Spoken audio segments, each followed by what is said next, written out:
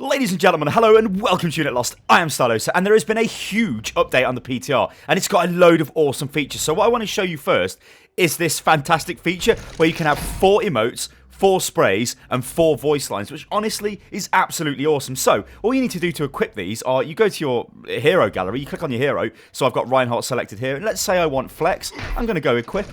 And, well, yeah, I can put it into one of the selections here, which is pretty ridiculous. I'm going to go back, and I'm going to grab Taunt, and I'm going to stick that there. And I'll show you how to use these in a second, so don't worry. So, the next thing we can do is go to voice lines. Ultimate crushing machine. Now, you'll notice I've got 4 already selected, but let's say I want Crusader Online. So, what I'm going to do is, I'm going to change it for Honor and Glory. You'll notice Crushing Machine has V underneath. That means it's bound to V. You can bind them to individual keys if you like, but I'll show you how to access them in the game. Alright, so yeah, that's sweet. So you can do that, and you can do it with sprays as well. So you'll notice again I've got 4 sprays selected, which you know, I've selected, which is awesome because it means you don't have to just have one spray. Like a lot of the time, we just pick one spray that we like and just use that all of the time. But now, you can have 4, which is awesome. So I'm going to show you this in-game. Okay, so to use this is very, very simple. All you do is hold down the button to bring up the social menu, and you can see we've got voice lines on left mouse button and emotes on right. So if I press left mouse button, I'm going to get this, which are the voice lines. And if I want Crusader Online, awesome. Maybe I want a different one. This is awesome. Maybe I want a different one. Bring me another. Awesome, awesome. Maybe I want a different emote. So, let's kneel. Okay, that's the standard emote that I usually use. So, let's go for a different one. Taunt. Oh. I guess I need to cancel the emote then. It just doesn't go straight. That's probably because they don't have the animation for that. Okay, Taunt. There we go. There we go. Flex. Oh god, no. Flex. Yes. And you can do the same thing with sprays, but you'll notice there's no spray option there. What you need to do is press hold Y on the keyboard, and then you can just basically pick a spray. Now, obviously, you need to be near a wall to do this, but one thing you can do as well is bind each spray to a key, which I should be able to show you in the options right now. So if we go to controls and we go to it's down here somewhere. Here we go, emotes. So you've got the new emote menus. So if you want the right, the top, the down, the whatever, the voice lines and the sprays, and you can just bind them. You can see spray menus bind to Y, spray is T, and I could like go spray right. I could bind that to K, and if I press K, there you go.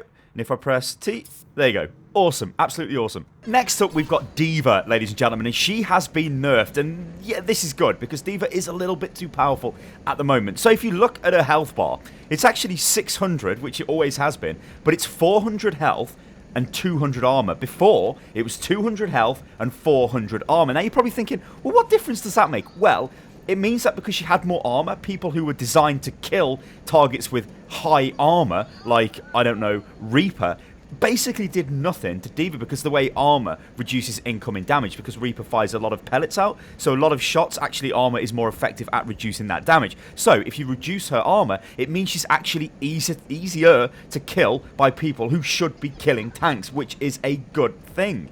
They've also changed the fusion cannons. Now, they used to do 3 damage per bullet, but now they do 2. But they've also increased the number of bullets per shot from 8 to 11. Now, what this means is a reduction in damage, but only slightly. But they think this will make D.Va sort of feel a bit better. Get lost, game. I'm not going to remove inactivity.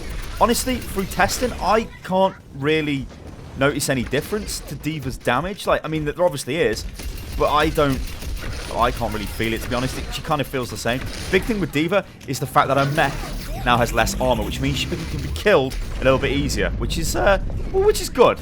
Real good. Next up on the chopping block, we've got Ana. Now, what they've done is what we predicted they would do, is they have reduced the plus healing on the bio grenade to 50% instead of 100%. But that's the only thing they've done to Ana. I was half expecting them to nerf the offensive bio grenade. So when you throw this bad boy and it puts the purple health bars onto the enemy, it means they can't heal. And this is really, really powerful. And they've not changed this. But it kind of maybe does make sense because they don't want to make crazy sweeping changes to begin with. They kind of just want to make the minimal changes required and see what happens. And I think, honestly, the minimum change they could do right now to Ana would be half the bio grenade. I think this is going to be interesting to play with. It's going to make the game less sort of tank heavy, because Ana's not just going to be able to suddenly burst heal people up. I still think it's going to be crazy effective, because it's still 50% increased healing, which is phenomenal.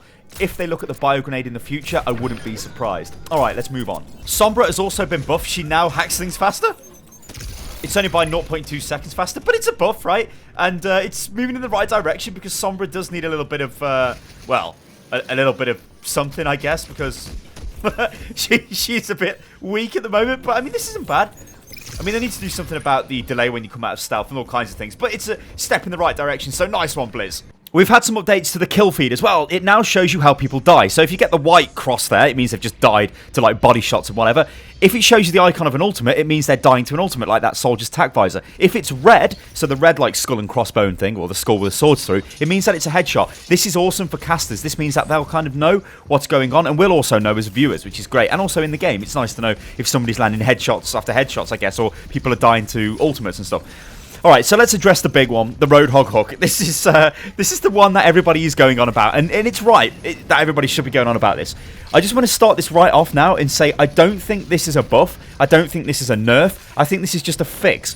This is how Roadhog's hook was probably always designed to work, but I think it's such a complex thing to make work that for ages we've had a hook which just doesn't work properly. And I think that's where a lot of the bad blood is coming from. Like, you see that there on Torbjorn. I should have hooked that Torb, but I didn't get him. You even heard the audio prompt where he's like, get over here, or whatever the hell he says. He's not Scorpion, is he, Sty, from Mortal Kombat? What are you talking about? But it hooked him, yeah, but he didn't actually get pulled in. But that's because he broke line of sight, and that's right. That's how the hook should work. I think a lot of Hog players, well, every Hog player, got used to using the hook in its broken form. Now, they weren't abusing the game. They were just using the hook how it was. But what this meant is, for the people being hooked, it felt bad. It felt really, really bad. And I know Blizzard like to keep the game feeling good, right? Everything needs to feel good. It can't just be a good ability because it is, and the hook was, because you get hooked behind a Reinhardt barrier, which was the, like, honestly, the worst thing in the world ever, because you've got good positioning, you're standing behind the barrier. Oh wait, a hook has somehow got me because it's been thrown above the barrier, it's pulled me through it, and now I'm being killed. It's ridiculous. On Route 66, on top of Big Earls on the first choke point, the corrugated fencing around the side was always the worst offender for this. Roadhog would throw his hook over the top knowing that he'd get somebody below and rip them through the fence and then kill them. That's not right. That's not how it should have worked. But those Roadhog players were just playing the hero how he was to be played at the time, so that's fine, and you can understand that. What they've done now, though, is made the hook just work. But they've actually made it kind of a little bit better in one way. It means that really bad players like me who don't play Roadhog, you can consistently get hook kills. You don't have to hook and then try and get the headshot, which you had to do before because you didn't really know where the target would get pulled in front of you. All you guys that play Roadhog will know when you hook a Genji would be all over the place. It's like, where the hell is Genji? Tracer could be all over the place. You know, it was easier to hit the bigger targets. The thing is now, you can easily kill Mei, you can kill Reaper. As soon as you hook them, they're straight in. It's headshot, bang, and they're dead. You don't even need the primary fire and the melee combo. You can just hook them and fire and kill them, so it's actually easier. Now, what is the hook supposed to be? This is the other question. I think the hook was always supposed to be the ultimate punishment tool for bad positioning. If you are in the wrong place at the wrong time, you die, right? That's what the hook should be. You get hooked, you're going to die. Before, it was that, but it took a little bit of skill from the Roadhog to make sure they landed the headshot, but it also meant that they could abuse it and throw it round corners and all of that stuff, which is not great, and honestly just felt bad. Now, what we've got is the hook. I think we've just got the hook, and I don't actually have a problem with this right now. We're going to have to see more testing and get more like Roadhog mains on the go to see what those guys think about this and look at some pro feedback and stuff, but is Roadhog going to be dead? Are we not going to see Roadhog in the game? I don't think so. Roadhog is actually just Roadhog. Like, he will wreck you if you are not positioned well, if you are not behind the Reinhardt barrier, if you're not in the Winston bubble, if you're running in just crazy and Roadhog can get a hook on you, he's still going to punish you. I think he is still an effective hero. And then when you look at things like D.Va, D.Va's armor nerf now means that Roadhog can wreck D.Va. You've probably seen me wreck her in this clip a few times, or at least do a ton of damage to it. And if you was watching the chat, you'll notice people were like, oh my god, what the hell is going on? Like, I'm getting absolutely annihilated as I'm typing while I'm just getting killed. And that, what a typo. Kikilicia. Her, though. Yes, well done, Sty, well done. Yeah, so I don't know. I think this is okay, right? We need more testing, like we need more testing all the time. It's a bit difficult to test at the moment on the PTR because the servers keep going down. But the hook, I think what we're going to see is a lot of clips of people moaning about the hook being broke because it's gone through a lamppost, because it's gone through some sort of object, and oh no, my hook's broke. But in reality, it should break, shouldn't it, if it goes through an object? You shouldn't just pull people through stuff. I mean, you'll notice like little graphical errors, like just where the hook kind of looks like it went through those hay bales. It didn't, but that's just like the, you know, like the rope sort of clipped through it. That's not the hook. The hook still pulled the hog, and every time I was pulling targets, they're right in front of me, and you can kill them easier. Like, if you are not so great as hog, you can still be pretty good with hog. Like, I don't think this gameplay is too bad. It's not great, because I don't play Roadhog.